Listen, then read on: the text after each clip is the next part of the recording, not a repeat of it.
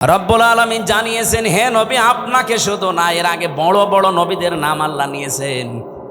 হযরতে ঈসা, মূসা, নূহ, ইব্রাহিম, এত বড় বড় পাওয়ারফুল নবীর নাম নিয়ে বললেন আপনাকেও আদেশ দিলাম, তাদেরকেও দিয়েছিলাম যে দিন কায়েম করেন, আমার বিধান কায়েম করেন জমিনে আগে, আর এই বিষয়ে কোনো মত পার্থক্য, কোনো ফতোয়াবাজি করবেন না। হে নবী, আপনি যেদিকে মানুষকে ডাকতে চান, এই কথা শুনলে সব চাইতে মন খারাপ হবে, খারাপ লাগবে, রাগ করবে ওই মানুষগুলো যারা মুশরিক। বলে আমির হামজা মাটির নিচের ওয়াজ করেন, তো মাটির নিচে আপনি কেমন চলে গেছেন? আপনি তো উপরে আছেন, উপরে থাকতে হলে স্বস্তি, শান্তি, নিরাপত্তা নিয়ে কিভাবে থাকা লাগবে, তো ওইটা এখন তৈরি করা লাগবে না? ঘোষক তো ওইটাই বলছিল যে ওইটা বলেন, কি করে আমরা শান্তি, স্বস্তি, নিরাপত্তা নিয়ে থাকতে পারি। আজকে কোষ্ঠী আমার গণসংযোগ ছিল, পথসভার শেষ কথা বলেছি, এবার যদি ইসলাম দেশে আসে, আল্লাহর কসম এই কুষ্টিয়ার ময়দান থেকে আগে দূর করা হবে চাঁদাবাজি। এই কুষ্টিয়ার বুকে চাঁদাও থাকবে না, বাজিও থাকবে না। আপনিও এই দেশের নাগরিক, আমিও এই দেশের নাগরিক, আপনাকে চাঁদা দেওয়া লাগবে মানে? আমি কি চাঁদের দেশ থেকে এসেছি? এটা সম্ভব, শুধুমাত্র ইসলামকে আপনি এনে দেন, 5 বছর লাগবে না। বাংলাদেশ থেকে 5 দিনে চাঁদাবাজি ঝাঁটিয়ে বিদায় করা হবে বঙ্গোপসাগর। কোনদিন তার মুখে আপনি চাঁদা এ শব্দও শুনবেন না, কারণ ঔষধ কি দেওয়া লাগে ওটা আমার জানা আছে।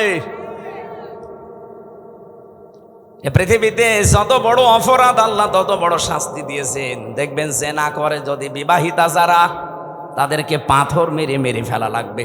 আপনি একটা করে দেখেন, এই নাটোরের পুরুষ যারা, তাদের স্বপ্ন দোষ বন্ধ হয়ে যাবে। জেনা করা, আপনার জিনিসপত্র হয়তো উঠবে না, কারণ দৃশ্য মনে হবে ওরে বাবা, পাথর মেরে জাগায় মেরে ফেলছে। আপনি যেটা দিয়ে জেনা করবেন ওই জিনিসই নষ্ট হয়ে যাবে। চুরি করলে হাত কেটে দাও, আপনি একটা করেন, দেখেন চুরি বন্ধ হয় কিনা। কারণ আল্লাহ পাক ভালো করে জানে যে ঔষধ দেওয়া লাগে কোন জায়গায়। যারা ডাকাতি করে, যারা সন্ত্রাসী করে, যারা চাঁদাবাজ, তাদেরকে বিপরীত দিক থেকে অঙ্গ প্রত্যঙ্গ কেটে দেওয়ার নিয়ম সূরা মায়েদায় আছে। একটা কেটে দেন, আপনাদের নাটোরের কেন্দ্রীয় মসজিদের সামনে অথবা জজকোর্টের সামনে নিয়ে, এই নাটোরে আর কিয়ামতের আগে চাঁদাবাজি হবে না। এটা সম্ভব এবং আমরা পারবো ইনশাআল্লাহ, সামনে আসবে। সুতরাং এই আয়াত থেকে আমি যে থিওরিটা পেয়েছি, আল্লাহর বিধান কায়েমের কথা বললে যাদের মন খারাপ হয়, তারা যেন বিশ্বাস করে তারা মুশরিক। আপনি হয়তো বলতে পারেন কি আমি নামাজ পড়ে আসলাম, আরে ভাই আপনি টের পাচ্ছেন না যে কোনো কায়দায় আপনার দ্বারা শিরিক হচ্ছে, প্রকাশ্যে হোক গোপনে হোক। আর যারা শিরিক করে তারা কি বলেন বলেন, এর চাইতে আর স্পষ্ট কি বলা যায়? অবশ্যই আপনার দ্বারা কোনো না কোনো ভাবে শিরিক হচ্ছে, নয়তো আল্লাহ বলতো না যে কাবুরা আলাল মুশরিকিন, যে মুশরিকদের কাছে খারাপ লাগবে। মা তাদউহুম ইলাই, আপনি যেদিকে মানুষকে ডাকছেন, এই কথা শুনলে সব চাইতে বেশি খারাপ লাগবে, মন খারাপ হবে, রাগ করবে। এমনকি ওয়াইদা তুতলা আলাইহিম আয়াতুনা বাজ্জিনাতিন তারিফু ফি ওয়ুহিল্লাযিনা কাফারুল মুনকার। এটা সূরা হজের 58 কি সূরা হজের 70-72 নাম্বার আয়াতের ভেতরে আছে। রব্বুল আলামিন বলেন, হে নবী, আপনি বিশ্লেষণগুলো তেলাওয়াত করে করে শোনাবেন, তখন দেখবেন যে মানুষগুলো বুঝে ফেলেছে যে কি বলতে চায়। আপনার প্রতি দেখবেন ওরা মাত্র শরবত নিয়ে, মিষ্টি নিয়ে আসবে না, ওরা আপনাকে মনে হবে খেয়ে ফেলবে। আমার তো মনে হচ্ছে আয়াতটা বাংলাদেশে এখন মিলে যাচ্ছে। বলে হুজুর কোরআনের কথা বলবেন, আমি কি এটা বাইরের কথা বললাম? কোরআনটা আমি আমার মন মতো গলার সুর দিয়ে আমি যখন তেলাওয়াত করি, আপনার ভালো লাগে। ওটা মাতৃভাষায় বলতে গেলে আপনার কাছে মনে হয় যে নিজের দিকে যাচ্ছে, নিজের দিকে যায়। এই কারণে, কারণ আপনি এই কাজগুলো দুনিয়ায় করেন। অনেক জেলায় যাওয়ার পরে আমার কানে কানে মুখ নিয়ে বলে, হুজুর আমার বিরুদ্ধে বলবেন না, আমি আপনার বিরুদ্ধে বলবো আপনার আমি চিনি? কোথায় আমার বাড়ি কুষ্টিয়ায়, কোথায় আপনার বাড়ি সেই সিলেট, মৌলভীবাজার, সুনামগঞ্জ, সেই দোয়ারা বাজার, যেতেই লাগে 2 দিন। আমি আপনাকে জীবনে দেখেনি, চিনি না, আপনার বিরুদ্ধে বলবো কেন? যে না, আপনি যা বলেন আমি দেখে আমার বিরুদ্ধে যাই, তার মানে আপনি ওই কাজ করেছেন। জেলে যাওয়ার আগে একবার গিয়েছিলাম খুলনা, রূপসা থানা। আমি আলোচনা শুরু করব হঠাৎ করে, সেই সময় তো একেবারে রমরমা জালেমদের, উনি ওই এলাকার সভাপতি, ওই ফ্যাসিস্টদের এসে আমারে বলছো, হুজুর মাটির নিচের ওয়াজ করবেন? আমি বললাম না। ওপরের ওয়াজ করবেন? হ্যাঁ। ওপরের ওয়াজ যদি করেন, ওপরে আপনাকে আমি একটা সাবজেক্ট বলে দেই, পারিবারিক জীবন নিয়ে কথা বলবেন। ঠিক আছে, আপনি আমারে যেখানেই লাগাবেন আমি ঘুরে ফিরে দিন কায়েমের কথাই বলবো, কারণ এইটাই আসল কাজ। এইটা না হলে জীবনেও এই দেশে বসবাস করার উপযুক্ত পরিবেশ আপনি পাবেন না। বলেন তো, খালি 2 জন নবী বাদ দিয়ে পৃথিবীর কোন নবীর জীবনে আমি পড়ে পাইনি যে তাকে আল্লাহ আদেশ দেয়নি। প্রত্যেকটা নবীকে, খালি 2 জন নবীকে আল্লাহ বলেন না, একটা আদম আলাইহিস সালাম আর একটা সুলাইমান নবী। কারণ আদম নবীর সময় মানুষজন ছিল না, আর সুলাইমান নবী ওনার বাবার কাছ থেকে রাজত্ব পেয়েছিলেন, তো উনি আবার কি কায়েম করবে? বাকি কোন নবীর জীবনী পড়ে আমি পাইনি যে তাদেরকে আল্লাহ নির্দেশ দেয়নি যে আনাকিমুদ্দিন, দিন কায়েম করবে। নামাজ পড়া যেমন ফরজ, এমনকি বহু নবীর জীবনে আমি পড়েছি তাদের জীবনে নামাজ ছিল না, তাদের জীবনে রোজা ছিল না, কিন্তু তাদের জীবনে দিন, আল্লাহর বিধান কায়েম করা লাগবে, এইটা ছিল। আল্লাহর বিধান আরো আছে যেগুলো, ওইগুলো। আমার ভাইরা, এখান থেকে আপনার জন্য আমার যেটা বক্তব্য, যদি আপনার মন খারাপ লাগে তাহলে আপনি বুঝে নেবেন যে আপনার দ্বারা যেহেতু শিরিক হচ্ছে আর আপনি মুশরিক, মুশরিকের কোনো ইবাদত কবুল হওয়ার সম্ভাবনা আছে। এতটুকু বললেন কি আছে আপনি জানেন? কোরআনে কারিমে এত কঠিন কথা মুশরিকদের বিরুদ্ধে, অকদিমনা ইলা মা আমিলু মিন আমালিন ফাজআলনাহু হাবাআম মানসুরা। কিয়ামতের দিন মুশরিকদের আমল নামাটা আল্লাহ এভাবে দেখবে, যেই দেখবে শিরিকের ওটা ধুলি কণার মতো মুখের উপরে নিক্ষেপ করবে। আজ তো শুনতে খারাপ লাগছে, কিয়ামতে কোটি কোটি মানুষের সামনে যখন নিজের কাজ কারবার ধোলার মতো নিক্ষেপ হবে, তখন টের পাবেন। সব চাইতে বড় আশ্চর্য কথা কোরআনে মুশরিকদের বিরুদ্ধে, ইন্নাহু মাই ইউশরিক বিল্লাহ ফাকাদ হারামাল্লাহু আলাইহিল জান্নাহ ওয়া মাআওয়াহুন নার। রব্বুল আলামিন বলেন, আমি আল্লাহ নিজে হারাম করে দিয়েছি জান্নাতটা মুশরিকদের জন্য। অথচ বাংলাদেশে বহু মানুষ যে শিরিক করে ও জানেও না। এই জন্যই তো তাফসীর মাহফিলের আয়োজন করেছে। আমরা জেনে হোক না জেনে হোক, শিরিক করে যদি মুশরিকি হয়ে যায়, তা কিসের ঈদগায় মাহফিল দিয়েছেন, কিসের মসজিদ বানাচ্ছেন? আশা করছে আপনার আজকে বিবেক খুলবে। আরে ভাই, আপনি আমল না করেন, ইমানটা নিয়েও যদি যেতে পারেন, তাও তো জাহান্নামে যাওয়া লাগবে না। আর ইমানও আপনি এনেছেন, শিরিকও করছেন, আপনি জান্নাত আপনার জন্য হারাম। এতটুকু আল্লাহ যদি শেষ করে দিতেন, আমি আয়াত বলতাম না, ওয়া মাওয়াহুন নার, আল্লাহ তার আশ্রয়স্থল বানাবে জাহান্নাম। আমার তো আয়াত পড়ার পরেই বাংলাদেশের দিকে তাকিয়ে ভয় হয়, এদেশের বহু মানুষ অলরেডি শিরিক করে জাহান্নামী হয়ে গেছে।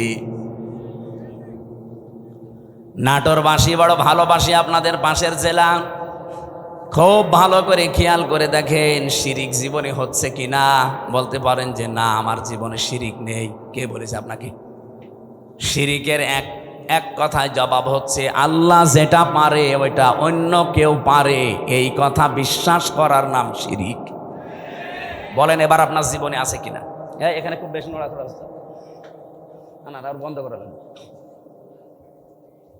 আল্লাহ যেটা পারে পৃথিবীর অন্য কেউ এটা পারে, এই বিশ্বাস করার নাম, বলেন বলেন। আপনি দেখেন তো আপনার ভেতরে আছে কিনা। সন্তান দিতে পারে কে? পৃথিবীর অন্য কারো ক্ষমতা আছে? সে মরা পীর হোক আর জীবিত পীর হোক। এমনকি কত মানুষ দেখি জেনে কি না জেনে করে আমি জানি না, আমার এসে বলো হুজুর আপেল পড়িয়ে দিন। কেন? সেদিন বগুড়াতে পেয়েছিলাম এক লোক এসে আপেল নিয়েছে, বলছে হুজুর আপেল পড়িয়ে দিন। কেন? বলছে আমার বারবার 4টা মেয়ে হয়েছে, আমি খুব আশা করে আছি এবার যেন ছেলে হয়, আপনি এমন আপেল পড়বেন যেন এবার ছেলে হয়। আপেল পড়িয়েছিলাম, সূরা ফাতিহা দিয়ে ফু দিয়ে ফেলে দিলাম। আপেল কই? ফেলে দিয়েছি। ফেলে দিলেন মানে? আরে ভাই আপেল পড়ে যদি ছেলে হয় তা আমার 3টা মেয়ে হইতো না? আমার তো আগে ছেলে হইতো। ম্যাডামরা শুধু আপেল খাওয়াতাম। কি বিশ্বাস মানুষ! আমির হামজা না, আমির হামজার বাবাও আপেল পড়লে ছেলে হবে? বলে এটা দেওয়ার দায়িত্ব কার? এর একচ্ছত্র মালিকানা অন্য কাউকে আল্লাহ দেয়নি। একটা একটা করে আমি কয়েকটা বলবো শুধু শিক্ষার জন্যে। 2 নম্বরে আল্লাহ যেটা পারে ওটা অন্য কেউ যেহেতু পারে না, আর কেউ যদি মনে করে যে অন্য কেউ পারে তাহলে সে শিরিক করলো, আর শিরিক করলে সে কি? বলেন বলেন। মুশরিকের জন্য জান্নাত হারাম, জাহান্নাম ওয়াজিব। মুশরিকের কাছে খারাপ লাগবে আল্লাহর বিধানের কথা কায়েম এ কথা বললেই। এ কথাগুলো কার? একটাও কি আমি বানিয়েছি? না, সব দলিল দিয়েছি। কিন্তু আমি সূরা শুরার 13 নম্বর আয়াতের শেষের দিকে, সূরা মায়েদায় আছে, প্রত্যেকটা আয়াতে আল্লাহ সাজিয়ে দিয়েছেন একটা একটা করে। সূরা ফুরকানের 23 নম্বর আয়াতে আছে। এই জন্য বাড়ি যে আয়াতগুলো মিলিয়ে দেখবেন আপনার ভেতরে যেন শিরিক চলে না আসে। আমার এবার প্রশ্ন 2 নাম্বার, এই জমিন বানিয়েছে কে? এখানে অন্য কারো হালকা কোনো সাহায্য আছে? না। আপনি হিন্দুকেও জিজ্ঞাসা করেন, উনিও বলবে এই জমিন আল্লাহ বানিয়েছে। আল্লাহ যদি নাও বলে ভগবান বানিয়েছে। তো ওরা যাদের ভগবান বলে আমরা আল্লাহ বলি, জিনিস একই। ওরা হয়তো ওই বাপ দাদার নিয়ম নীতি মেনে আসতেছে, এই জন্যে সরাসরি বলতে পারে না। এই দিন জমান নামাজ পড়িয়েছি কুষ্টিয়ায়, ওখানে 100 ঘর হিন্দু, কয়েক ঘর মুসলমান একটা মসজিদ বানিয়েছে। ওরা মন্দির দেখাতে নিয়ে গেল। বড় বড় যারা মানে হর্তা কর্তা সব এসে বলছে আপনার ওয়াজ আমরা শুনি। ওয়ালা ইন সাআলতাহুম মান খালাকাস সামাওয়াতি ওয়াল আরদা লা ইয়াকুলুন্না আল্লাহ। হে নবী, আপনি যদি আবু জেহেলকেও জিজ্ঞাসা করেন আসমান জমিন কে বানিয়েছে, ও বলবে আল্লাহ বানিয়েছে। তো ওদের ভেতরেও দেখলাম হ্যাঁ এরকম একটা পরিবেশ আছে, কিন্তু মুখ ফুটে বলতে পারছে না। সবার ভেতরে আমার আল্লাহ আছে, কিন্তু এই মানুষটা হয়তো তার পরিবার অথবা তার সমাজের কারণে মুখ ফুটে বলতে পারে না। যাদের বিবেকটা কাজে লেগে যায় ওদেরকে আর থামাতে পারে না।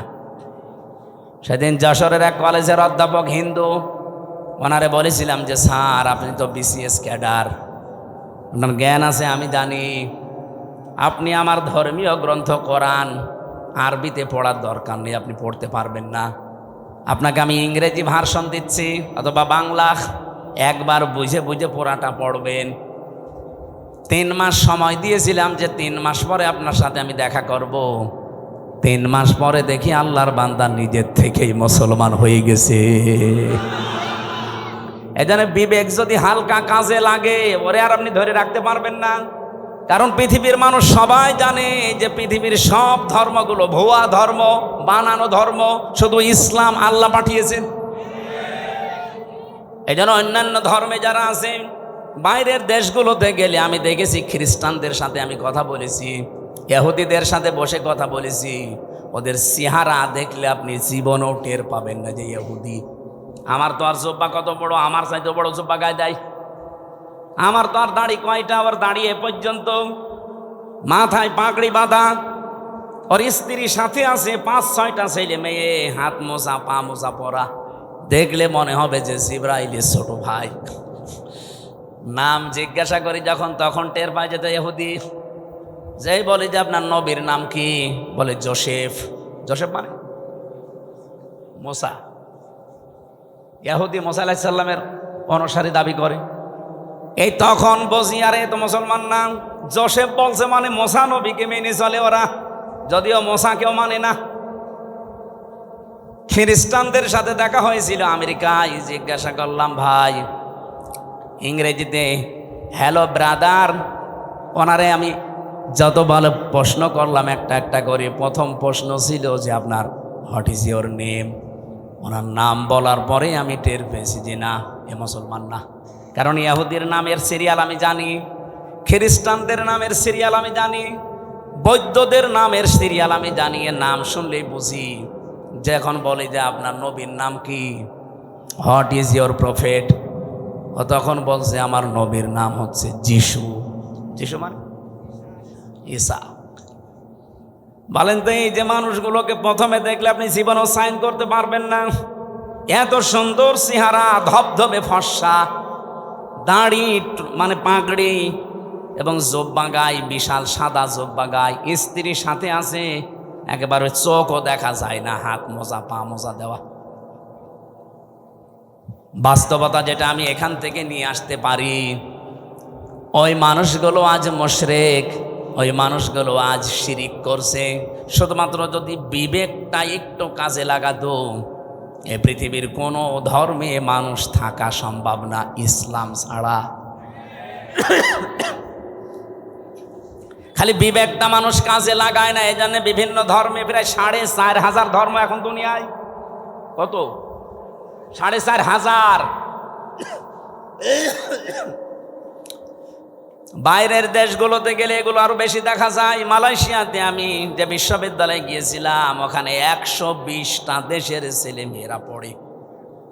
আপনি চিন্তা করতে পারেন, 120টা দেশের মানুষ ওখানে পড়ে, তাহলে এক একজনের ভাষা এক একটা, 120টা ভাষায় তারা কথা বলে আলাদা আলাদা, কিন্তু নিজেরা যখন কথা বলে আমাদের সাথে তখন ইংরেজিতে বলে। আমি মালয়েশিয়া ইন্টারন্যাশনাল ইসলামিক ইউনিভার্সিটি, এটা আমাদের কুষ্টিয়া ভার্সিটির চাইতেও প্রায় অন্তত 15-20 ডবল বড় হবে, এত বড় বিশাল এরিয়া। বাসে করে গাড়িতে করে যাওয়া লাগে এক ক্লাস থেকে আর এক ক্লাসে। আমি যাদের সাথে ঘুরছিলাম থাইল্যান্ডে বাড়ি কয়েকজনের, রাস্তায় ঘুরছি রাত তখন প্রায় বাজে রাত 2টা।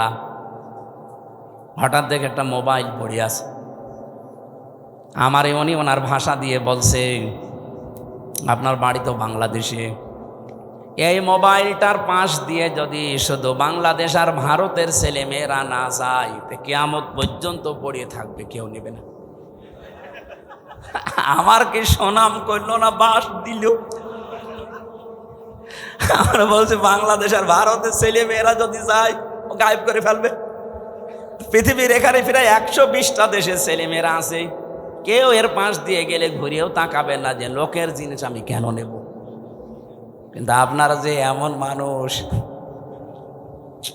আমি ওনারে পরে হাসির ছলে বললাম যে ভাই আপনি কি আমার সুনাম করলেন না, বাস দিলেন।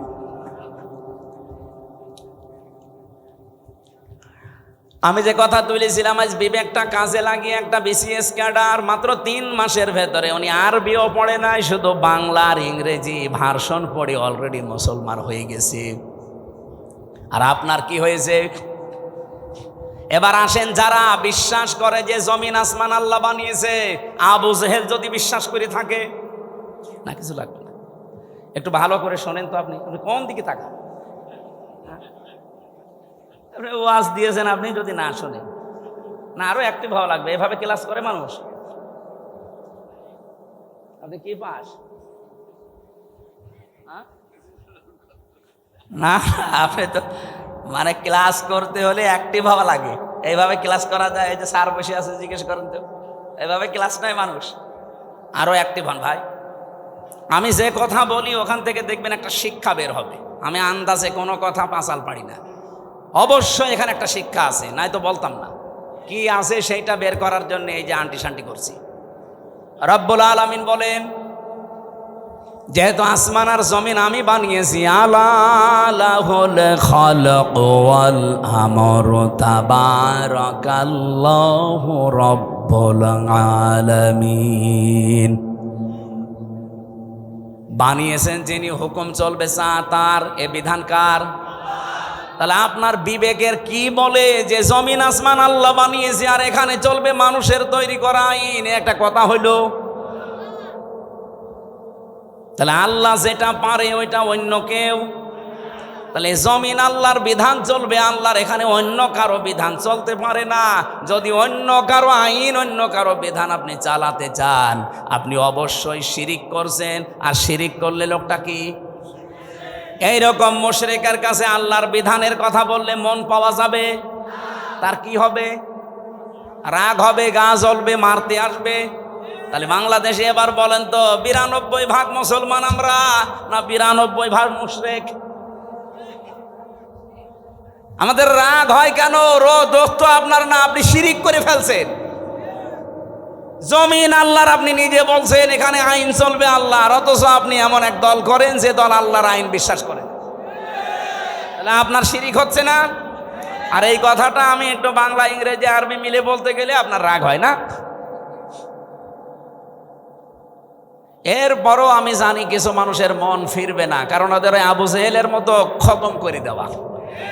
খাতামাল্লাহু আলা কুলুবিহিম ওয়া আলা সামিইহিম ওয়া আলা আবসারিহিম গিশাওয়া ওয়া লাহুম আযাবুন আযীম। হে নবী, আমি ওদের অন্তরের উপরে মোহর লাগিয়ে দিয়েছি। আপনি যতই সুন্দর করে বলেন, নবীজি আবু জেহেলের কাছে 350 বারের উপরে দাওয়াত নিয়ে গেছে, এরপরও লোকটার মন তৈরি হয়। আমার মনে হয় 350 বার না, আমি তো আপনার কাছে এই 11.5 বছর তো আমি ময়দানে, 3 বছর নয় জেলে ছিলাম, বাকি সময় তো বহুবার আপনি আমার আলোচনা, আলেমদের আলোচনা শুনেছেন, এরপরও আপনার পরিবর্তন হয় না। আলেমরা কি কোনো দিন বলেছে এই জমিনে আমরা আমার বাবার আইন তৈরি করতে চাই? সবারই এক কথা সামারাইজ করে দেখবেন, সবাই বলতে চাই এই জমিনে আমরা আল্লাহর আইন চাই। এইটা শুনলে যদি কারো রাগ হয়, সে যেন বিশ্বাস করে তার দ্বারা কোনো না কোনো ভাবে শিরিক হচ্ছে, আর শিরিক হলে সে লোকটা মুশরিক, এই জন্য তার গা জ্বলে। এবার কার খারাপ লাগবে এবার আপনি নিজে মিলিয়ে নেন, আপনি কি আসলে মুসলমান না মুশরিক? দরুদ আর সালাম পাঠ করার মাধ্যমে আমরা তেলাওয়াতকৃত আয়াত, যেটা আমি ছোট্ট ছোট্ট 2টা আয়াত পড়েছি, 6666টি আয়াত, এটা প্রসিদ্ধ, আর বিশুদ্ধ হচ্ছে 6236টা আয়াত। এর ভেতরে মাত্র 2টা আয়াত পড়েছি, আমি আগে পরও পড়তে পারতাম। এই 2টা আয়াত থেকে কিছু কথা তাফসির আকারে শোনাতে চান। আপনারা তাফসির মাহফিল লিখেছেন, অথচ এখন চলছে নবীজির জন্মের মাস, সিরাত লিখে দিলে আমরা ওইভাবে সাজাতাম। যেহেতু তাফসির লিখেছেন, আমরা তাফসির আকারে কথা বলবো, শুনবেন তো নাকি? লাগবে না। আমি আগে একটু তেলাওয়াত করে তাফসিরের যে মূল নীতি আছে 15টা একটা একটা করে বলবো, এরপরে আমরা ভেতরে যাব। আউযু বিল্লাহি মিনাশ শাইতানির রাজিম। তিলকা আয়াতুল কিতাবিল মুবিন। এখান থেকে এবার একটা শিক্ষা বের হবে। রব্বুল আলামিন বলেন তিলকা, এই আয়াতুন, এটা বহু বচন। এই আয়াতগুলো যেগুলো এখন আপনাদের সামনে আমি বলবো, এই আয়াতগুলো হচ্ছে আল কিতাব। কিতাবের আগে আলিফ লাম আছে, এরপরে আছে মুবিন। আল্লাহ পাক বলেন এটা স্পষ্ট কিতাবের আয়াত। আমার প্রশ্ন হচ্ছে, কোরআন কি স্পষ্ট না অস্পষ্ট? না না, আপনার বলা ঠিক হয়। আপনি তো স্পষ্ট না কোরআন আপনার কাছে, এনামুল ভাই বললে বলতাম। আপনার এখন যদি আমি পেটে বম মারি, তিলকা মানে কি বলতে পারবেন? তা আপনার কাছে স্পষ্ট হয় কি করে? তার মানে আমি ওই মানের লোক চাচ্ছিলাম। এখান থেকে ডানে বামে এই আলেমগুলো যদি বলতো স্পষ্ট, আমি কম প্রশ্ন করতাম না। যারা সবাই একবারে বললেন আমার কাছেও কোরআন স্পষ্ট না, আপনি মিথ্যা বলেছেন। কিতাব যদি আপনি স্পষ্ট করতে চান, কিতাবের কাছে আসা লাগবে। কথা বলেন না কেন? আপনি এই যে বয়সে আছেন, এই বয়সে এখন মাদ্রাসায় ভর্তি হয়ে সময় দিতে পারবেন? এই কথা বললেন না? আপনার বয়স এখন 55 বছর, আপনি এখন মাদ্রাসায় ভর্তি হয়ে সময় দিতে পারবেন? ওই 8 বছর 9 বছরে ভর্তি হয়ে যেভাবে পড়ছে, পারবেন না। কিন্তু আল্লাহর একটা বিশেষ অনুগ্রহ এই বাংলাদেশের উপরে, এই দেশে এখন এমন একটা মাদ্রাসা, এমন একটা বিশ্ববিদ্যালয় আছে যেখানে ভর্তি হয়ে গেলে আপনাকে কোরআন শিখাবে। সেটা বাংলাদেশে জামাত ইসলামী। আপনি হয়ে দেখেন, 15টা পয়েন্ট পূরণ করা লাগে প্রতিদিন। এই লোকটা খুব শিক্ষিত না, আমি ওনাকে চিনি, ম্যাট্রিক পাসও করে নাই, কিন্তু এই জায়গায় আসার কারণে ওনাকে বিশ্ববিদ্যালয়ে ভর্তি হওয়ার সিস্টেম করে দেওয়া হয়েছে। প্রতিদিন কোরআন শরীফ শুদ্ধ করে পড়া লাগবে, আবার কয় আয়াত পড়বেন বুঝে পড়েন না, আন্দাজে পড়েন না, আবার লেখা লাগবে। 1 মাস পরে আবার দায়িত্বে যারা আছে তাদের দেখানো লাগবে। এর চাইতে বিশ্ববিদ্যালয় কোথায় পাবেন আপনি? আর আপনার যে বুড়ো বয়সে কোন ভার্সিটি আপনাকে নেবে? যেন আসেন এই বিশ্ববিদ্যালয়ে, আপনাকে আলেম বানানো হবে। খুব বেশি দিন লাগবে না, মাত্র 6 মাস আপনি সময় দেন, আমি গ্যারান্টি দিচ্ছি আপনি এই দেশের বহু আলেমের চাইতে জ্ঞানী হয়ে যাবেন। আমার কথার অর্থ আপনি বুঝেছেন? আপনি স্পষ্ট হন কোরআনের কাছে এসে। বহু আলেম কোরআনের এই শব্দগুলো জানে না, কেন আলিফ লাম দেওয়া হয়েছে এটাও বলতে পারে না। আমার মনে হয় এখানে যদি 100 জন আলেম থাকে, 50 জন বলতে পারবেন যে আলিফ লামের নাম কি। আলিফ লাম 4 প্রকার। এখানে যেটা আছে এটা নির্দিষ্ট করার জন্য আল্লাহ দিয়েছেন। কেন দিলেন? এই পৃথিবীতে কিতাব বলতে একটাই, কোরআন শরীফ। কোরআন বাদ দিয়ে পৃথিবীর যত বই আছে সব কোরআনের ব্যাখ্যা। যেভাবেই লেখেন না কেন ওটা কোরআনের ব্যাখ্যার ভেতরে পড়বে। আপনি যদি চাঁদ নিয়ে লেখেন, চাঁদের কথা কোরআনে নেই, বলেন। যদি এই জমিন নিয়ে লেখেন, জমিনের কথা কোরআনে নেই। যেটাই করবেন ওগুলো আসলে কিতাব না, ওগুলো কিতাবের ব্যাখ্যা। কিতাব কয়টা? আরো জোরে, কেমন কিতাব? স্পষ্ট বলেন। আল্লাহ পাক বলেন, আলহামদুলিল্লাহিল্লাযী আনজালা আলা আবদিহিল কিতাবা ওয়া লাম ইয়াজআল লাহু ইওয়াজা। প্রশংসা করা লাগবে আমার। কেন? আমি আমার বান্দাকে কিতাব দিয়েছি। কিতাব কেউ দিতে পারে না, আল্লাহ নিজে পাঠিয়েছেন এটা তার বান্দার কাছে। এমন কিতাব দিলেন, ওয়া লাম ইয়াজআল লাহু ইওয়াজা, যে কোরআনের ভেতরে, কিতাবের ভেতরে কোনো বক্ষতা নেই, যেখানে কোনো গোপন কথা আপনি পাবেন না। কোরআনে যা আছে সব স্পষ্ট কথা, সব ওপেন কথা। কোনো গোপন কথা আছে? আরো জোরে বলেন। এজন্য কোরআনের নিয়মই এইটা। এর কাছে যদি কেউ বুঝে শুনে আসে, সে আর জীবনেও গোপন থাকে না, সে ওপেন হতে চায়। আর আমরা এমন কিতাবের আলেম, এত স্পষ্ট চলছে দুনিয়া এখন, এত সহজ হয়ে গেছে, এরপরেও বলে হুজুর আমি গোপনে আছি। কি কিতাব পড়ে আলেম হয়েছে যে এতদিনে গোপন থাকা লাগবে? হযরত ওমর যেদিন শুধু কোরআন পড়েছিলেন সূরা তাহা, সঙ্গে সঙ্গে তিনি ওপেন হয়ে গেছেন। আর আমরা এমন হুজুর সারা জীবন তো গোপনে আছি, এখন একটা সুযোগ এসেছে তাও বলছে গোপনে আছি। ও মনে হয় কিয়ামতেও গোপনে থাকবে। আরে ভাই, আপনার কাছে কি মনে হয় এই যে সুযোগটা আল্লাহ তৈরি করে দিয়েছে, দলে দলে মানুষ পালে পালে। আমি তো সারা বাংলাদেশের 630টা থানা ঘুরছি, সারা দেশ আমার এই হাতের ভেতরে। আমি তো দেখতে পাচ্ছি অবস্থা কি। জোয়ার যা উঠেছে, আমার বিশ্বাস ইসলাম এবার সংসদে যাবে। আপনি যতই ষড়যন্ত্র করেন জীবনও ঠেকাতে পারবেন না। বিভিন্ন ষড়যন্ত্রের কথা আসবে, কিন্তু এগুলো মোকাবেলা করার জন্য আমরা দায়িত্ব দিয়েছি একজনকে। কে? আল্লাহুম্মা ইন্না নাজআলুকা ফি নুহুরিহিম ওয়া নাউযু বিকা মিন শুরুরিহিম। আমার জেলখানার 3 বছরের তাহাজ্জুদের নামাজের দোয়া ছিল এটা। আল্লাহ, ইসলামের বিরুদ্ধে, আমার বিরুদ্ধে এই দেশে যারা ষড়যন্ত্রে মেতে আছে, আমি তো পারলাম না, তোমাকে দায়িত্ব দিলাম এদের ষড়যন্ত্রের বিরুদ্ধে, তুমিই যথেষ্ট। আল্লাহ পারবে না ইনশাল্লাহ? উনি যে পারবে তার প্রমাণ জাহাঙ্গীরনগর, যেখানে টয়লেটের ভেতরে নামাজ পড়া লাগতো ইশারায়, সেখানে আজ আল্লাহু আকবার ধ্বনি উঠতেছে। সুবহানাল্লাহ বলতে পারেন না? সংসদেও ইনশাল্লাহ আল্লাহু আকবারের ধ্বনি এবার যাবে। এখনো যারা আলেম, যারা ইমাম, যারা খতিব, এরা যদি বলে যদি আমি ইসলামের পক্ষে কাজ করি আর ইসলাম যদি এবার না যায়, তাহলে আমার ইমামতি থাকবে তো? আরে ভাই, আপনি ইমামতি নিয়ে আসেন, ইমামতি থাকবে না মানে? শুধু ইমামতি থাকবে না, ওই কমিটির উপরে আর নির্ভরও করা লাগবে না। ইসলাম গেলে আপনার বেতন দেওয়া হবে রাষ্ট্র থেকে। পশ্চিমবঙ্গে আমি বেশি থাকতাম আগে, কারণ এই সমস্ত জায়গায় তো আল্লাহর ওলিরা আসতে দিত না। তখন ওই জায়গায় থাকতাম পশ্চিমবঙ্গে। পুরা এলাকা আমি এই বাংলাদেশের মতো চষেছি, ওই পশ্চিমবঙ্গ পুরাটা মমতা ব্যানার্জি ওই দেশের ইমামদের সাথে খতিবদের সাথে মিলে দেখলাম আর একটা হিন্দু দেশ, অথচ ওখানে ইমাম, মুয়াজ্জিন, খাদেম আর খতিব 4 জনের বেতন দেওয়া হয় রাষ্ট্র থেকে। মমতা ব্যানার্জি একটা হিন্দু মহিলা, সে যদি বেতন দিতে পারে ইমামদের, খতিবদের, মুয়াজ্জিনদের, আর আমরা ইসলাম নিয়ে গেলে ইমাম, মুয়াজ্জিন, খাদেম, মাদ্রাসা, মসজিদ, আলেম ওলামার বেতন রাষ্ট্র থেকে দিতে পারবো না? শুধু যে টাকা পাচার হয়েছে ওইটা নিয়ে আসতে পারলে তো কিয়ামত পর্যন্ত বেতন দেওয়া যাবে। আপনি জানেন কত টাকা পাচার হয়েছে? এক দরবেশ 36,000 কোটি টাকা পাচার করেছে। 36,000 কোটি। আমার মনে হয় আমার মতো হামজারে কিয়ামত পর্যন্ত গুনতে দিলে আমি গণিত শেষ করতে পারবো না। একজন দরবেশই যদি এই করে, তাহলে যারা ধরবেশ ওরা যে কি করেছে। সেদিন মনে হয় সিঙ্গাপুরে ছিলাম, যে হোটেলে উঠেছিলাম, না মালয়েশিয়া, 118 তলা হোটেল।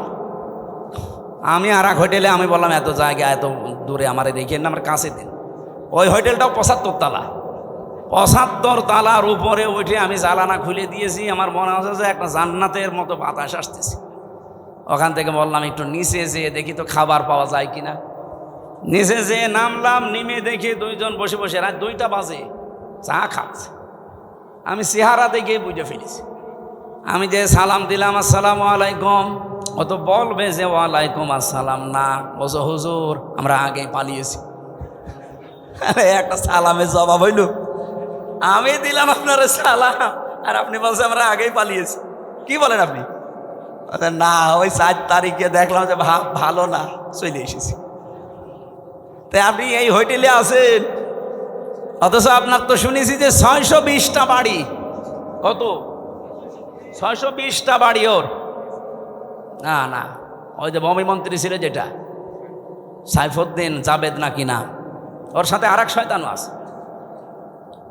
বলছো হুজুর আমার সাহেব পাড়া আছে মালয়েশিয়ায়, আমার কানাডাতে বাড়ি আছে বেগমপাড়া, লন্ডনে আছে, এই যে এখানেও আছে পাশের রাষ্ট্র সিঙ্গাপুরে, কিন্তু আমি যেতে পারি না। এই দেশে 20 লাখ বাঙালি থাকে, আমি যদি বাইরে যাই আমার ভর্তা পানি থাকবে। খুব গোপনে আসি, নামি না। এই যে রাত 2টো বাজে নেমেছি, আপনি আমার জন্য দোয়া করে। দোয়া আপনার জন্য আসবে? কি দোয়া করব? এখন দোয়া করলে তো বদ দোয়া হবে। আপনি কি করেছেন? 620টা বাড়ি মানুষ বানায়, আমার একটা বাড়ি। তাই আমি মনে হয় বছরে 2-3 মাস থাকতে পারি, বাকি সবসময় রাস্তায় থাকি। আপনি কবে থাকবেন বাড়িতে? এই জন্য এই দেশের আলেম ওলামারা এখনো সে ভয়ে চিন্তায় আছে। কোনো ভয় নেই, আপনার কোনো চিন্তা নেই। ইসলাম এবার আসবেই, আর আপনারা সবচাইতে বেশি সুযোগ সুবিধা পাবেন, সে কওমি বলেন, আলিয়া বলেন, খারেজি বলেন, যাই বলেন। কিন্তু কিছু আলেম নামধারী এদেরকে এই বাম আর রামরা এখনো পর্যন্ত পেছনে লেগে আছে। জামাত ইসলামী বাংলাদেশের বিপক্ষে একটা কথা লাগিয়ে দেন, এরা আসলে নাকি মাদ্রাসার বেতন বন্ধ করে দিবে। এটা শয়তান বিশ্বাস করবে? এটা আপনার কথা না, আমরাও জানি। আপনাকে দিয়ে রাম আর বামরা বলাচ্ছে।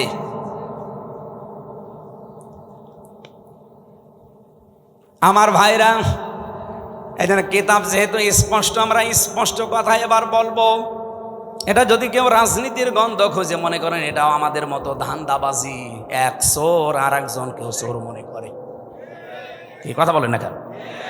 আমি তো কোরআনের আয়াত দিয়ে স্পষ্ট কথাই বলবো এবার। কিন্তু আপনার ভেতরে দোষ আছে, আপনি মনে করবেন আমিও মনে হয় আপনার মতো ধান্দাবাজ। না, আপনার মতো ধান্দাবাজ বাংলাদেশ জামাত ইসলামীতে নেই। কারণ এই দেশে জামাত ইসলামী একমাত্র দল যারা গ্যারান্টি দিয়েছে যদি এই দেশে রাষ্ট্র ক্ষমতায় তারা যেতে পারে, 1 টাকার মালিক তারা হবে না। ওই দল থেকে এমপি দাঁড়াবে না। কি কথা বলেন না কেন? আমার নিজের আসনে একজন আছে, উনি ঘোষণা দিয়েছে এই সিট রক্ষা করার জন্য আমি দরকার হয় 50 কোটি টাকা খরচ করব। আপনার কি লাভ? আমার 1 টাকা খরচও নেই, তোলার ধান্দাও নেই। আর আপনি 50 কোটি টাকা যদি খরচ করেন, আল্লাহর কসম আপনি 100 কোটি টাকা মারবেন। এরকম মারিং কাটিং যারা, তাদের মতো আমরা হব এবার? বলেন বলেন। ওরা তো আমাদেরকে এইটাই মনে করে, এই জন্য ট্যাগ দেয় যে এরা আমরা নাকি ইসলাম নিয়ে আমরা ব্যবসা করি। কে বলিস আপনাকে? আমরা ইসলাম নিয়ে ব্যবসা করি না, আমরা জান্নাতের টিকিট বিক্রি করি না, জান্নাতে যাওয়া যায় কি করে আমরা রাস্তা দেখাই। আপনি এভাবে দেখান, আপনারটাও মানুষ যাবে। আপনি দেখাতে পারেন না, আপনি শুধু আছেন মারিন কাটিং এর ধান্দায়।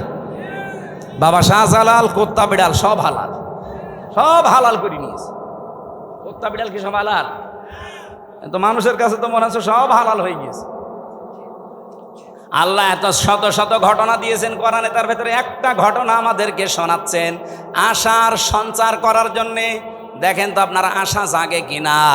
নাতলু আলাইকা মিন নাবাই মূসা ওয়া ফিরআউনা বিল হক। নাতলু মানে আমি তেলাওয়াত করছি।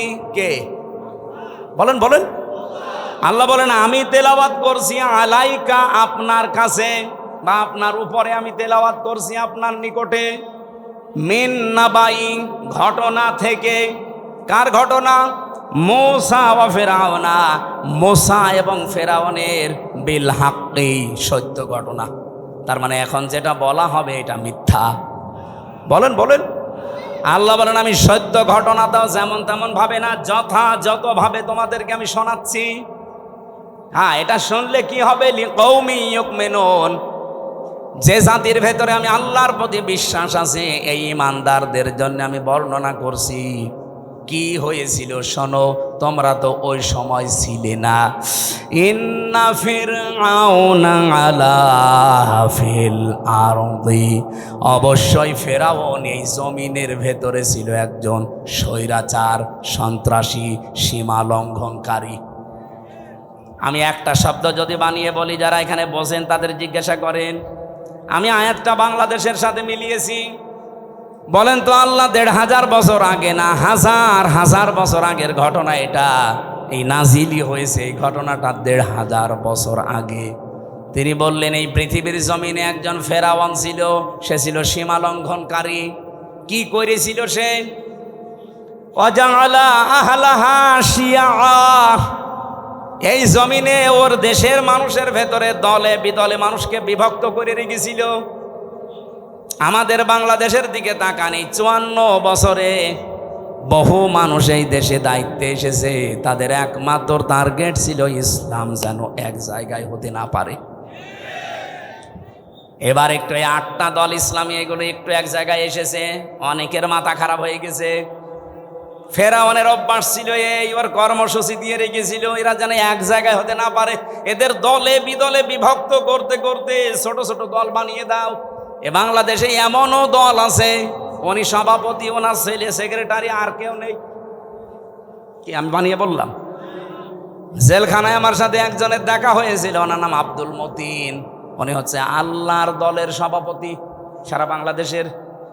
ওনারে বললাম যে ভাই আপনি তো সভাপতি, সেক্রেটারি কে? বলছে আমার ছেলে। ৮ লোক, বলছে আর কেউ নেই। ওইটাও একটা দল, আল্লাহর দল। এরকম দলে বিদলে বিভক্ত করে রেখেছে। ৭৩টা দল চলছে বাংলাদেশে এখন, শুধু নিবন্ধিত দল ৪৯টা।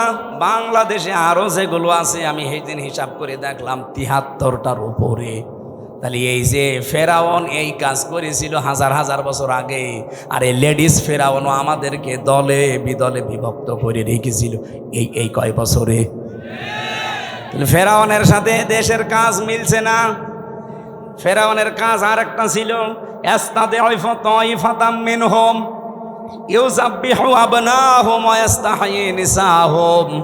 ওই ফেরাউন দুর্বল করে রেখেছিল এই দলে বিদলে বিভক্ত করে।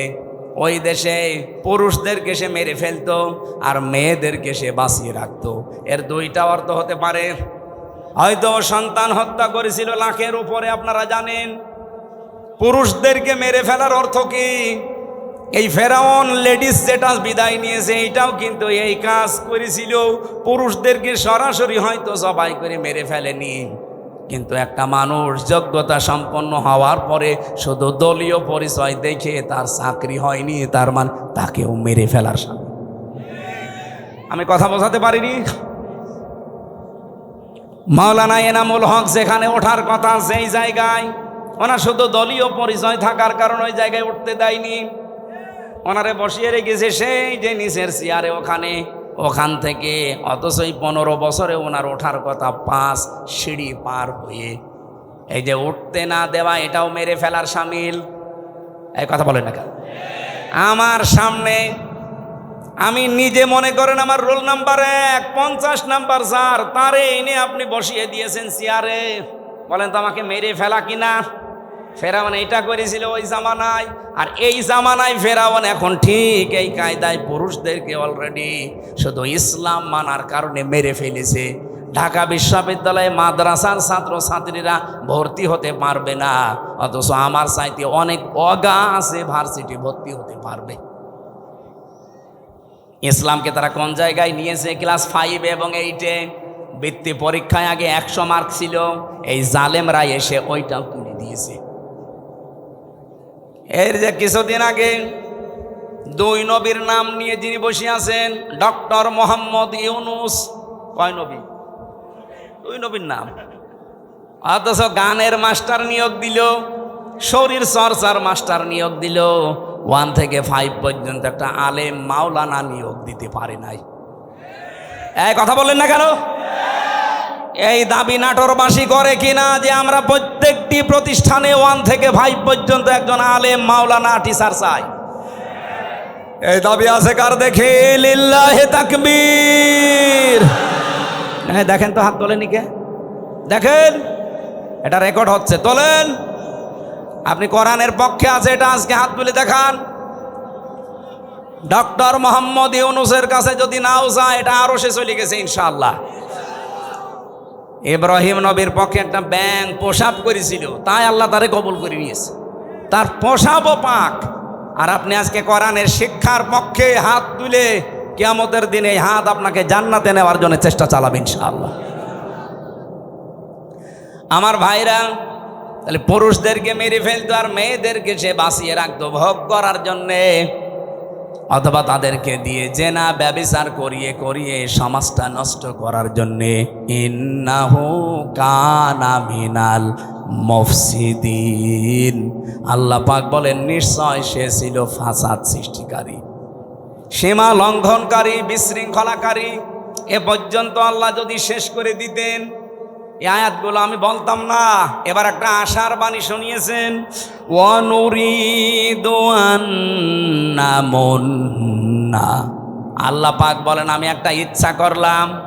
এই এদিকে তাকা, ইচ্ছা করছে আমির হামজা কে? আরো জোরে বলেন। আল্লাহ বলেন আমি একটা ইচ্ছা করলাম। কি? আন্না মুন্না, আমি অনুগ্রহ করব, দয়া দেখাবো, আলাল্লাযীনা, তাদের উপরে, আলাল্লাযীনা ইসতাদঈফু ফিল আরদ, এই জমিনের ভেতরে ফেরাউন যাদেরকে দুর্বল করে রেখেছিল, জুলুম, অত্যাচার, নির্যাতনের স্টিম রোলার চালিয়ে যাদেরকেও দুর্বল করে রেখেছিল ওই বনি ইসরাইল মুসা নবীর দলকে, আমি চাইলাম, আমি আল্লাহ ইচ্ছা করলাম তাদেরকে জমিনে একটু কিছু দয়া দেব। কি দয়া দেব? ওয়ানাজআলাহুম আইম্মাতান, আমি চাইলাম যে তাদেরকে জমিনের নেতা বানাবো। আল্লাহ কিন্তু নেতা বানার আরম্ভ করে দিয়েছে। এই কথা বলেন না কেন? এতটুকু না, ওয়ানাজআলাহুমুল ওয়ারিসিন, আমি চাইলাম এই জমিনের উত্তরাধিকারী তাদেরকে বানিয়ে দেব। আমার তো মনে হচ্ছে খাপের খাপ মুমতাজের বাপ মিলে যাচ্ছে। এখন যদি মনে করেন না ওদের সাথে মেলছে, আমাদের সাথে মেলে না, আপনার সাথে মেলবে কি করে? আপনার আদর্শ আছে, আপনার চরিত্র আছে। রাত 9টার পরে তো আপনার পা ঠিক মতো মাটিতে পড়ে না। আপনার চরিত্র কিসের? আপনি লাল পানি খান, আপনি ডাল খান, আপনি বাবা খান। আল্লাহ কাদের উপরে দয়া করেছে এটা দেখা লাগবে। যাদের উপরে ফেরাউন জুলুম, অত্যাচার, নির্যাতনের স্টিম রালি চালিয়েছিল, আমার তো মনে হচ্ছে 54 বছরে যাদের উপরে মিথ্যা তহমত দিয়ে, উল্টাপাল্টা কথা দিয়ে জাতির কাছ থেকে আলাদা করে রেখেছিল, বিশেষ করে 15.5 বছরে সবচাইতে বেশি জুলুম, অত্যাচার, নির্যাতন যে দলের ওপরে করা হয়েছে, ওই দলকে আল্লাহ একটা অনুগ্রহ দিয়ে তাদেরকে জমিনের নেতা বানাবে এবং শাসন ক্ষমতা তুলে দেবে। আপনি বলেন মিলছে কিনা? যদি না মেলে আমি আয়াত পড়বো না। আমার তো কোরআন হাদিস পড়ে দেখতে পাচ্ছি, হ্যাঁ একেবারে 100 ভাগ মিলে যায়। অনুমাক্কিনা লাহুম ফিল আরদ, আল্লাহ বলেন আমি চাইলাম জমিনে আমি তাদেরকে ক্ষমতায় বসাবো। অনুরিয়া ফিরআউনা ও হামানা ও জুনুদাহুমা, আর আমি দেখাবো ফেরাউনকে হামানকে, হামান মানে মন্ত্রী, ফেরাউনকে আল্লাহ দেখাবে। এখন লেডিস ফেরাউন এখনো বেঁচে আছে, ওকে আল্লাহ দেখাবে। এমনকি ওর মন্ত্রী পরিষদ যারা পালিয়ে আছে তাদেরকেও দেখাবে। ও জুনুদাহুমা, এমনকি তার সৈন্যবাহিনী, তার দলের লোক যারা, তাদেরকেও আল্লাহ নিজে দেখাবে। এখানে ফাইল কর্তা আল্লাহ নিজে। কি করবেন? মিনহুম মা কানু ইয়াহযারুন, যাদেরকে নিয়ে ওরা সবসময় ভয়ে থাকতো, যাদের বিরুদ্ধে মিথ্যা তহমত দিয়ে জাতির কাছ থেকে আলাদা করে রাখতো, আল্লাহ তাদেরকে বসিয়ে ওদেরকে দেখাবে। এই সিদ্ধান্ত কার? আপনার রাগ হয় কোন কারণে? আজ ডাকশো জাকশো রাখশো চাকশো শাকশো সব জায়গায় যদি বিজয়েরা হয়, এ সিদ্ধান্ত নিয়েছেন কে? আরো জোরে।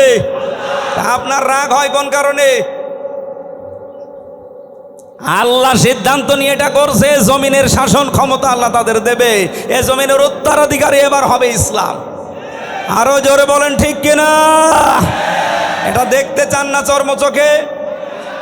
54 বছর তো বিভিন্ন জিনিস আমরা আনকমন দেখেছি, এবার একটু দেখি না কেমন কি লাগে। খালি ইসলাম 5 বছর লাগবে না, 2 বছর চলবে।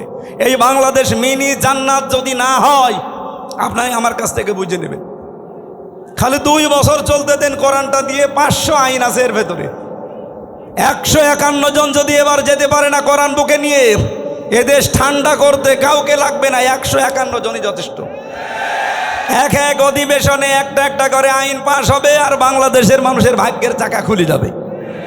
মালয়েশিয়ার মতো দেশ 2004 সাল থেকে 21 বছরে তারা দাঁড়িয়ে গেছে, আর আমরা 54 বছরে দাঁড়াতে পারি নাই, শুধু এই ডাকাতদের কারণে। 1628 জন মানুষ এখন দায়িত্বে আছে।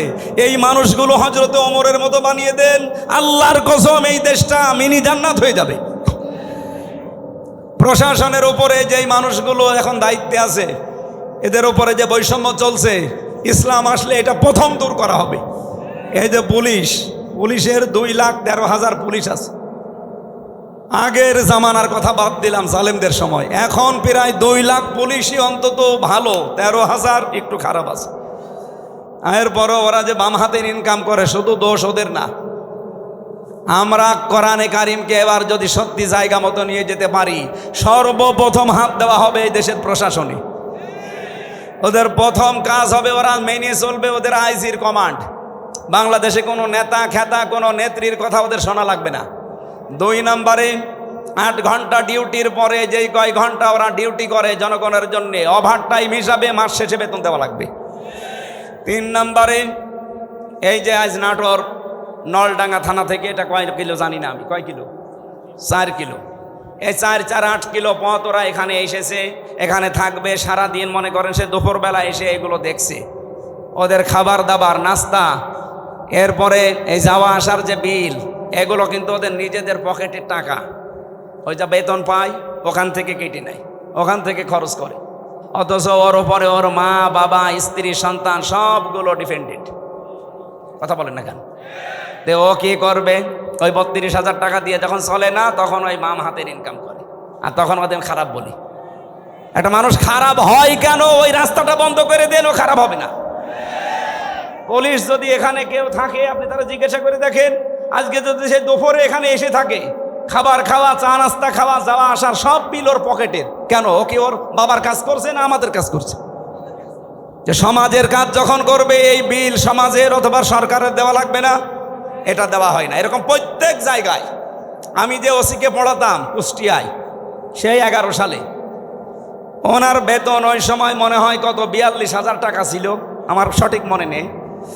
42,000 টাকা বেতন, অথচ ওনার বউ আর মেয়ে আর ছেলে 3 জন ঢাকাতে যে ফ্ল্যাট নিয়ে থাকে, 52,000 টাকা বেতন। তো কি ফেরেশতা জিবরাইল দিয়ে যাবে? এই কারণে শেষে একটু এদিক এদিক করে বলতে, হুজুর দোয়া করেন আল্লাহ যেন মাফ করে দেয়। আমরা এবার আর দোয়া না, এবার একেবারে এই যে 151 জন যদি যেতে পারে, একটা একটা করে আইন পাশ হবে, আপনারাও শান্তিতে থাকবেন, প্রশাসনে হোক, বিচার ব্যবস্থায় হোক, ইসলামী অর্থনীতিতে হোক, সবাই আমরা এই দেশটাকে সাজিয়ে নিতে চাই।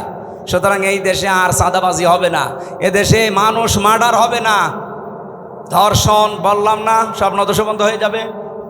আল্লাহ রাব্বুল আলামিন এরকম একটা পরিবেশ আমরা চাই না। মেয়েরা যারা এসেছে তাদের সম্মান দেবেন, কারণ এই পৃথিবীতে আল্লাহ যখন কারো উপরে রাজি হয়, খুশি হয়, তখন তার বাড়িতে একটা মেয়ে পাঠায়। সুতরাং আমার প্রতি আল্লাহ খুশি হয়েছে আমার বিশ্বাস, কারণ তিনটা মেয়ে আল্লাহ আমাকে দিয়েছেন। এই তিনটা মেয়ের উপরে যদি আমরা দায়িত্ব পালন করি, 1 নম্বরে তাকে পেয়ে খুশি হওয়া, 2 নম্বরে তার ভালোবাসা আদর করা, তার পেছনে খাওয়া দাওয়া করানো যে খরচ আছে, 3 নম্বরে তাকে দিনের শিক্ষা দেওয়া, 4 নম্বরে সৎ পাত্রে পাত্রস্থ করা। বাকি 3টা আমি আদায় করে অলরেডি ফেলেছি, 4 নম্বরটা বাকি আছে। যদি আমি করতে পারি, নবীর হাদিস যে এই মেয়েটাই আমাকে জান্নাতে পৌঁছিয়ে দেবে ইনশাআল্লাহ। যাদের মেয়ে আছে তারা খুশি না বেজার? খরচ করছেন তো, দিন শিক্ষা দিচ্ছেন, সৎ পাত্র দেখে পাত্রস্থ করবেন, যার বাম হাতের ইনকাম আছে নাকি। আল্লাহ আমাদের তৌফিক দিন। আতিনা ফিদ দুনিয়া হাসানা ওয়া ফিল আখিরাতি হাসানা ওয়া কিনা আযাবান নার। রব্বুল আলামিন, সারা জীবন অপরাধ করে জীবনটা নষ্ট করে ফেলেছি। কোরআন কারীম শুনতে এসে বহু আশা নিয়ে আজকে হাত তুললাম। আল্লাহ কোরআনের দিকে তাকিয়ে যেভাবে চাতক পাখির মতো বসে শুনছিলাম, এই দিকে তাকিয়ে হলো আজকে মাফ করে দাও। পেছনের অপরাধগুলো শুধু মাফ করে দিও না, জায়গাটা নেকি দিয়ে পাল্টিয়ে দাও। এ মাহফিলে যে সদস্যগুলো আছে এরাই টাকা পয়সা দিয়ে কোরআনের এই বিশাল আয়োজন। রব্বুল আলামিন এদের টাকা পয়সাগুলো ওসমানের সাথে কবুল করো। রব্বুল আলামিন এই সন্তানদেরকে যে মা পেটে নিয়েছে, মায়ের পেট তুমি খাদিজাতুল কুবরার মতো বানিয়ে দাও। আয় আল্লাহ তাআলা, এলাকায় মাটির নিচে যত মানুষ ঘুমিয়ে আছে কবরগুলো জান্নাতুল ফেরদাউস বানিয়ে দাও। 3টা বছর জালেমের জেলখানায় আমি নিজে এখনো অসুস্থ হয়ে আছি, আমার স্বাভাবিক অবস্থায় ফিরিয়ে দাও। আমার কণ্ঠটা আল্লাহ তুমি ভিক্ষা দাও, কোরআনের হক কথাগুলো যেন বলতে পারি নির্ভয়ে, সততার সাথে, ইখলাসের সাথে। আমারে তুমি তৌফিক দাও। সম্মানিতা মা বোন যারা এসেছেন এদেরকে আয়েশার মতো, ফাতিমাতুজ জাহরার মতো বানিয়ে দাও। অনেকে আমরা অসুস্থ আছি, মেহেরবানি করে শেফায়ে কামেলা আজেলা নসিব করো। এলাকায় যারা বসবাস করে দল মত নির্বিশেষে সব এক হওয়ার তৌফিক দাও, যে এবার তোমার বিধান কায়েম করব। সম্মানিত সভাপতি জনাব মাওলানা ইনামুল হক, তোমার হাসি বান্দা কবুল করো।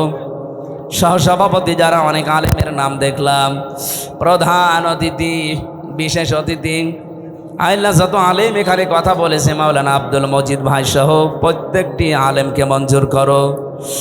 আজকে মাওলানা জহরুল ইসলাম, তহা বিন জহরুল ইসলাম এসেছে, আল্লাহ মঞ্জুর করো।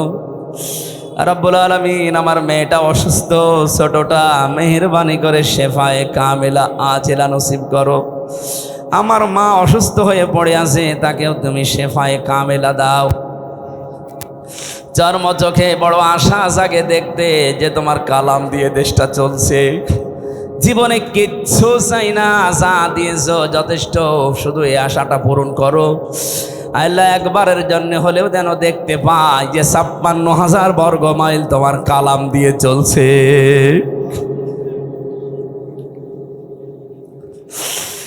রব্বানা ফাগফির লানা যুনুবানা ওয়া কাফির আন্না সাইয়্যাতিনা ওয়া তাওয়াফানা মাআল আবরার।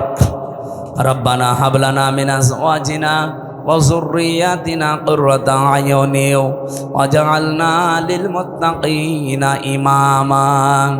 সুবহানা রাব্বিকা রাব্বিল ইজ্জাতি আম্মা ইয়াসিফুন ওয়া সালামুন আলাল মুরসালিন আলহামদুলিল্লাহি রাব্বিল আলামিন। মরণ কখন চলে আসে জানি না, জীবনের শেষ কথা যেন বলতে পারি লা ইলাহা ইল্লাল্লাহু মুহাম্মাদুর রাসূলুল্লাহ। আসসালামু আলাইকুম।